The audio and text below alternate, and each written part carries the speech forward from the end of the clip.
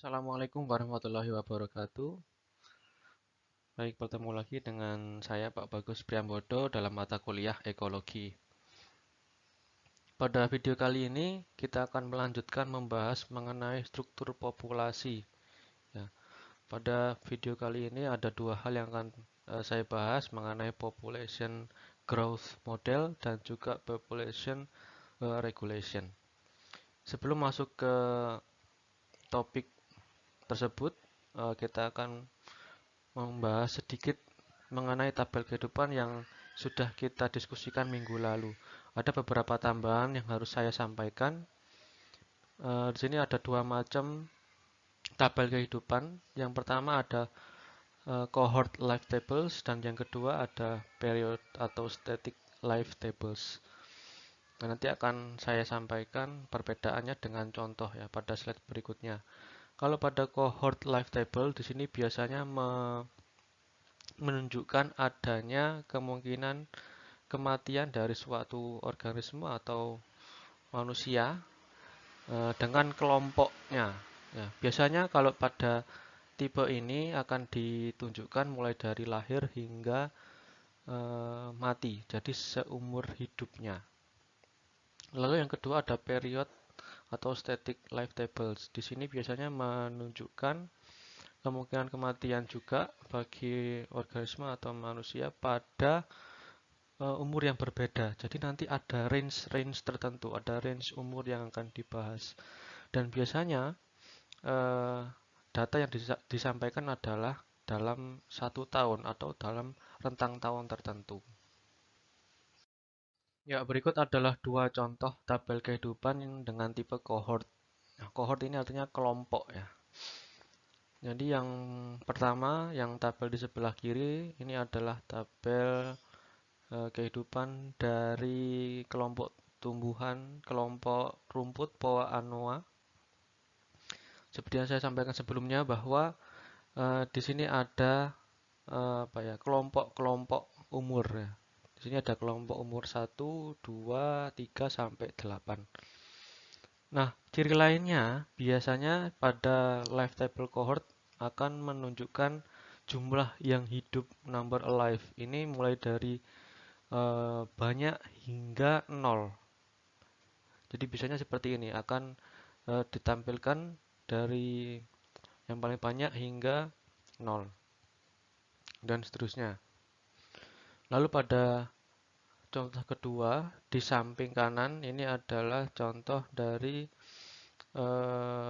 perkembangan ya, perkembangan dari telur hingga menjadi dewasa. Ya, ini suatu apa ya, contohnya dari kupu-kupu sepertinya. Nah, ini disampaikan ada 1, 2, 3, 4, ada empat tahapan yang dibahas dari telur, larva, pupa atau dewasa. Nah, di sini juga disampaikan ada number alive ya. Ada number alive. Jadi yang paling banyak mulai dari telur 200 sampai 4 sampai sedikit dan seterusnya. Nah, ini adalah beberapa ciri dari cohort life table. Tipe yang kedua adalah tipe static atau period life table. Di sini disampaikan contoh adanya analisis dari kelompok populasi wanita di Kanada pada tahun 1996. Nah, ini ciri pada tipe ini biasanya disampaikan pada tahun tertentu. Ini pada tahun 96.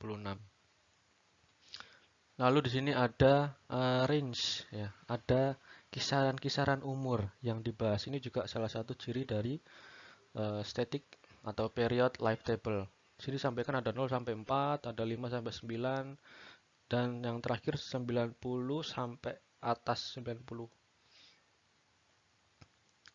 Nah, nanti kalau Anda sedang melakukan survei atau melakukan penelitian, pastinya Anda harus bisa membedakan apa tabel dengan tipe statik atau tipe cohort. Baik, berikutnya adalah manfaat dari life table atau tabel kehidupan. Ada beberapa contoh manfaat yang bisa diaplikasikan. Yang pertama, menghitung angka harapan hidup dan juga membandingkan jumlah kematian ya, dari suatu kelompok organisme, di mana itu dapat digunakan sebagai data untuk mengukur suatu kajian populasi, mengukur suatu struktur populasi. Lalu yang ketiga mengenai survival rate. Jadi setelah misalkan Anda melakukan penelitian, setelah dilakukan treatment, lalu Anda bisa menghitung survival rate-nya. Nah, ini akan menjadi data yang apa ya? Data yang bisa Anda analisis. Lalu yang keempat, analisis penyebab kematian. Nah, ini juga bisa diaplikasikan di misalkan ada disease di suatu tempat, ada pandemi di suatu tempat, bisa dianalisis dengan live table ini. Baik, kita masuk ke topik utama dari video kali ini dengan membahas mengenai population growth models and population regulation. Baik, jika kita membahas mengenai population growth model, ya, secara umum banyak yang literatur menyebutkan bahwa ada dua macam model yang biasa digunakan. Yang pertama adalah exponential growth model. Ini yang garis yang berwarna merah. Dan yang kedua adalah logistic growth model. Ini gambar yang berwarna biru. Ini adalah dua model yang sering digunakan ya. Nanti akan kita bahas lebih lanjut, lebih detail pada slide berikutnya. Nah, selain itu, kita juga akan mengenal istilah carrying capacity atau yang dimaksud dengan daya tampung. Ya.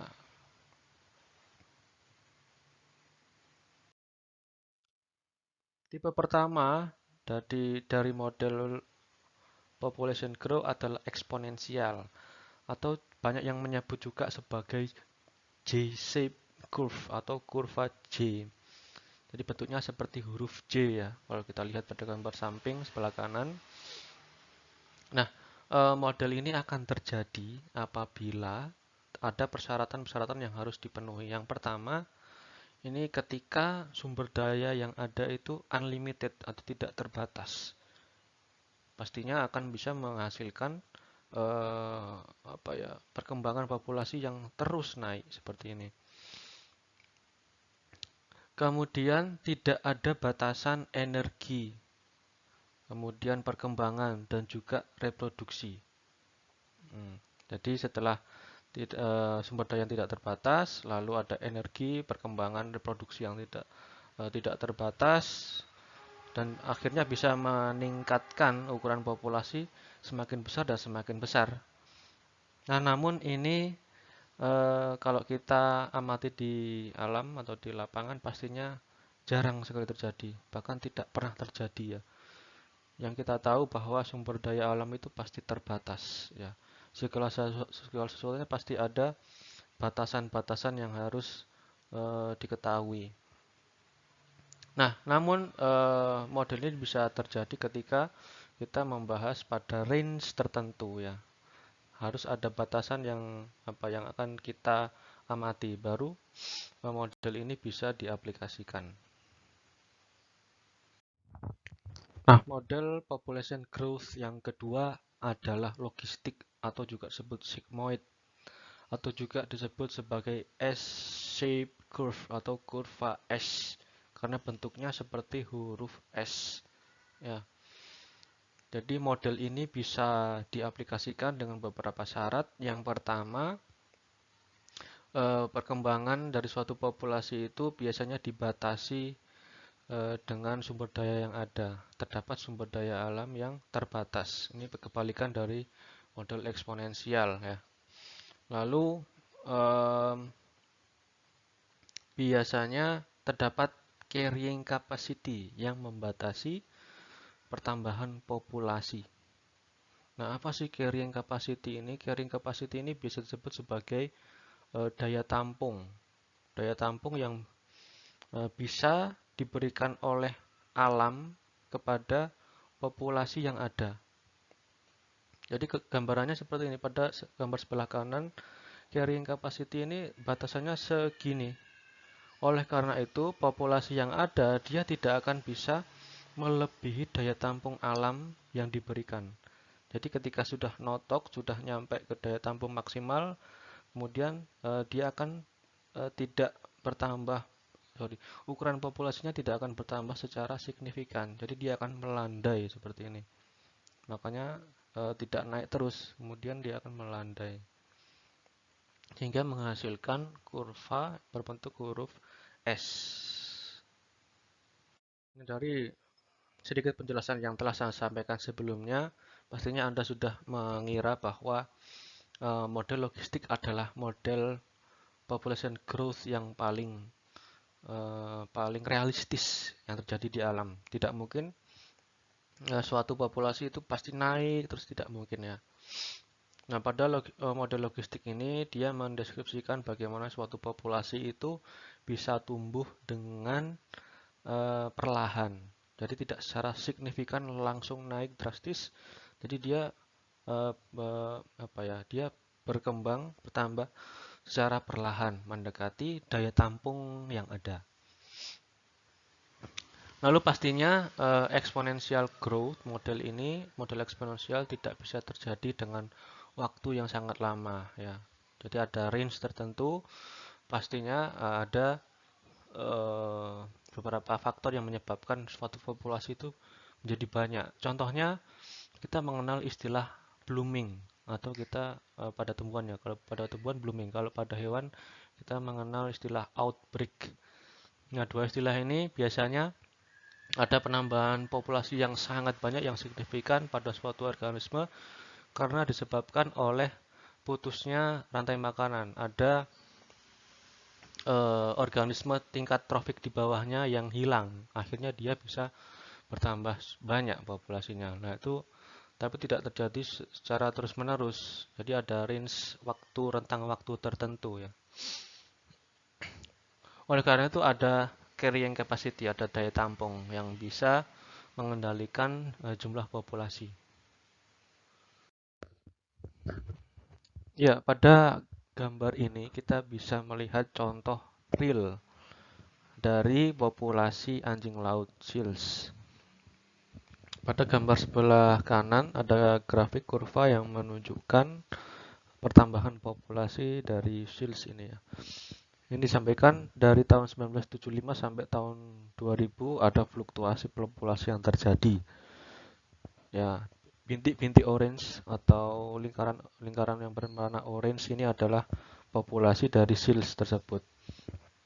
Nah, kita melihat ketika dia naik populasinya, ini dia bisa melebihi carrying capacity yang ada. Dia bisa melebihi daya tampung sumber daya alam yang ada. Ini pada tahun sekitar 92. Ya, bisa kita lihat paling atas ini dia bisa mencapai ukuran populasi 8.500 lebih. Nah, apa yang terjadi ketika dia sudah melebihi daya tampung? Pastinya dia tidak akan bisa naik lagi. Pastinya populasinya akan turun. Ya, bisa kita melihat di sini. Di sini adalah model logistik yang terjadi dan kalau di alam akan bisa terjadi seperti ini, tidak seperti ilustrasi yang dimodelkan sebelumnya. Jadi kalau sebelumnya kita melihat bahwa dia tidak akan bisa melebihi daya tampung. Namun pada kondisi kenyataannya ketika dia di sini dia bisa melebihi daya tampung yang ada. Namun akhirnya dia akan turun lagi populasinya. Nah, berikut adalah contoh lain dari organisme yang lebih kecil dari sebelumnya. Ada Paramecium dan juga Daphnia. Pada Paramecium dapat dilihat dia bisa populasinya bisa bertambah dengan signifikan mulai dari hari ke-0 sampai ke-10. Nah, setelah hari ke-10 dia akan stable populasinya. Kalau pada Daphnia bisa kita lihat pada hari ke-0 sampai sekitar 60 dia naik secara signifikan. lalu pada hari 60 sampai ke 100 dia naik lagi, lebih banyak lagi. Ya, dia kalau bisa dilihat ini dia bisa melebihi daya tampung yang ada. Lalu setelah itu dia akan turun populasinya pada hari ke 100 sampai 160 mendekati stabil. Nah, ini adalah contoh-contoh model pertumbuhan populasi yang realistik, yang real di alam, biasanya menggunakan model logistik ya.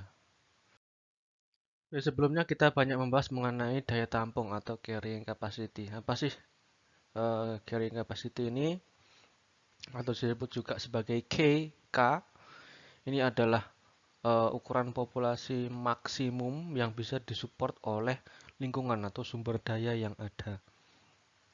Nah, sumber daya yang dimaksud ini apa saja? Bisa termasuk makanan, kemudian habitat, air, dan juga kebutuhan-kebutuhan penting yang lainnya. Jadi daya tampung ini adalah apa ya, maksimal load yang bisa disupport oleh environment kepada organisme yang tersebar.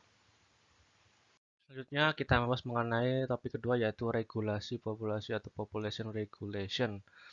Terdapat factors that regulate the population growth. Jadi ada beberapa faktor yang meregulasi perkembangan populasi yang ada. Jadi ada dua macam. Yang pertama ada density independent factors dan yang kedua adalah density dependent factors. Nah, suatu populasi, suatu kerapatan suatu populasi bisa menghasilkan suatu titik equilibrium. Nah, titik equilibrium ini apa? Jadi titik di mana jumlah dari kelahiran dan jumlah dari kematian itu sama. Nah, ini juga bisa terjadi ketika eh, faktor atau density dependent factors ini terjadi. Jadi tipe yang kedua ini terjadi. Nah, sebenarnya apa perbedaan antara density dan density independent dan density dependent? Akan kita bahas pada slide selanjutnya. Nah, di sebelah kanan kita bisa melihat ada gambar, ada 3 gambar. Di sini yang menunjukkan adanya population density. Nah, population density atau kerapatan suatu populasi ini terbentuk bisa terbentuk ketika ada jumlah apa ya, jumlah kematian dan juga kelahiran yang bertemu di suatu tempat, suatu titik. Bisa dihitung population density-nya. Jadi bagaimanapun apa kelahiran yang turun, kematian yang naik dan sebagainya, pastinya akan bertemu suatu titik yang bisa dihitung sebagai population density. Ya. Nah, faktor pertama yang meregulasi adanya pertambahan populasi adalah density independent factors. Yang dimaksud independent di sini adalah ketika faktor alam yang berperan banyak di sini. Dicontohkan adanya perubahan iklim misalkan, lalu ada bencana alam, lalu ada polusi. Nah, ini beberapa faktor yang bisa menyebabkan density independent factors atau bisa meregulasi, mempengaruhi jumlah populasi yang ada. Jadi dikarenakan kejadian alam atau peristiwa alam. Nah, salah satu contoh yang terjadi di Australia adalah kebakaran hutan yang besar sekali. Di sini dilaporkan bahwa terdapat banyak sekali populasi dari koala. Koala ini binatang endemik dari Australia yang tewas, yang mati. Jadi setelah terjadi kebakaran ini sekitar berapa puluh persen populasi dari koala ini mati karena terbakar hidup-hidup. Nah, ini salah satu contoh eh, kejadian yang bisa mempengaruhi jumlah populasi yang disebut dengan density independent factors. Oke, ini adalah contoh kedua dari density independent factors. Di sini bisa terlihat ada populasi tikus. Dikarenakan perubahan iklim, maka curah hujan di tempat ini naik ya. Curah hujan naik, kemudian menghasilkan banjir yang mengakibatkan berkurangnya populasi dari tikus ini. Nah, disampaikan kematiannya sekitar 60% dan yang masih bertahan ada 40%. Nah, ini adalah salah satu contoh lagi ya dari density independent factors. Baik, tipe kedua yang meregulasi pertumbuhan populasi adalah density dependent factors. Kalau sebelumnya yang independen disebabkan karena faktor alam, kemudian kalau yang dependent factors ini disebabkan karena adanya interaksi. Interaksi yang dimaksud adalah seperti predasi, kemudian kompetisi, lalu adanya suatu penyakit, parasit, dan sebagainya. Nah, biasanya yang terjadi ketika ketika jumlah populasi atau kerapatan dari mangsa yang ada itu kecil, maka akan meningkatkan kematian predatornya, akan meningkatkan tingkat kematian atau jumlah kematian dari predatornya karena para predator ini tidak bisa mendapatkan sumber makanan yang ada. Ya, pada density dependent factors terdapat dua hal yang menyebabkan adanya penurunan jumlah populasi. Yang pertama mengenai reproduksi dan yang kedua mengenai peningkatan kematian. Nah, di bawah ada beberapa organisme sebagai contoh. Di sini ada contoh tumbuhan dan burung. Pada dua contoh organisme ini dilaporkan bahwa terdapat penurunan angka kelahiran ketika kerapatan populasinya atau jumlah populasinya itu banyak, baik itu pada tumbuhan dan juga pada burung. Di sini menjelaskan bahwa ketika jumlah populasinya itu banyak sekali, jadi banyak kompetisi atau interaksi yang terjadi di sini. Oleh karena itu, tingkat reproduksi akan menurun. Lalu contoh yang kedua, di gambar paling kanan ini ada serangga, ada beetles. Di sini dilaporkan adanya penurunan tingkat survivorship dari organisme ini. Jadi ketika populasinya banyak naik, kemudian akan menyebabkan tingkat survivornya itu menurun. Pada akhirnya populasinya akan menurun juga. Baik, ini adalah contoh lain dari density dependent factors mengenai reproduksi, tingkat reproduksi yang terjadi. Pada gambar kanan bisa dilihat ada hubungan antara jumlah telur yang diberikan oleh cacing betina dan juga jumlah cacingnya. Di sini dilaporkan bahwa pada populasi ini, pada spesies Ascaris lumbricoides ini terdapat penurunan fecundity atau jumlah telur yang ada. Jadi jumlah telurnya menurun ketika kerapatan populasinya itu naik, ketika jumlah populasinya banyak. Nah, apa yang terjadi di sini? Di sini dilaporkan bahwa penjelasan yang paling memungkinkan dari fenomena ini adalah karena resource atau sumber daya makanan yang terbatas. Jadi karena makanan yang terbatas, akhirnya para si betina dari cacing ini akan menghasilkan telur yang lebih sedikit daripada betina yang mendapatkan makanan dengan cukup. Nah, ini salah satu contoh juga bagaimana hal ini bisa berkorelasi ya. Selanjutnya kita akan mengenal istilah lain ya, istilah lain yang berhubungan mengenai struktur populasi, adanya spesies K dan spesies R. Ya, jadi ada perbedaan yang sangat signifikan antara spesies K dan spesies R. Pada spesies K, ini beberapa karakter yang dimiliki adalah biasanya dibatasi oleh daya tampung atau carrying capacity yang ada.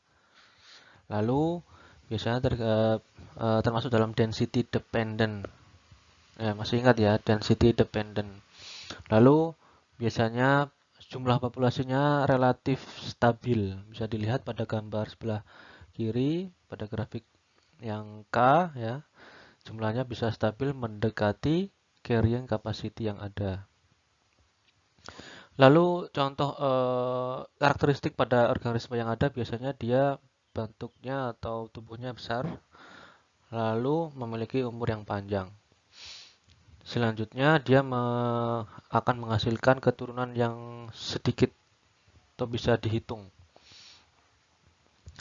Sedangkan pada spesies R bisa dilihat pada gambar grafik itu yang R bisa dilihat fluktuasinya sangat bervariasi sekali, naik dan turun. Nah, biasanya pada ukuran populasinya dibatasi oleh tingkat reproduksi yang ada. Lalu dia menggunakan density independent factor. Lalu jumlahnya relatif tidak stabil jumlah populasinya. Bisa naik turun secara signifikan dan lain-lain. Untuk karakter organisme yang ada biasanya dia bentuknya atau tubuhnya kecil, lebih kecil, kemudian rentang hidupnya itu terbatas, sangat cepat, ya. Lalu menghasilkan keturunan yang banyak sekali, many offspring. Biasanya dia tidak merawat offspringnya secara langsung, dia akan melepaskan begitu saja.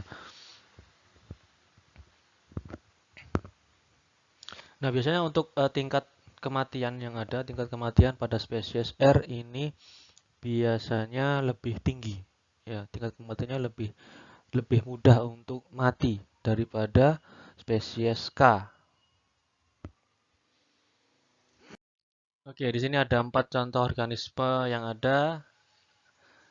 Silakan dipilih termasuk ke spesies K atau spesies R dari organisme-organisme ini. Oke, terima kasih atas perhatiannya. Semoga video ini bermanfaat. Sampai jumpa di video berikutnya. Saya akhiri. Wassalamualaikum warahmatullahi wabarakatuh.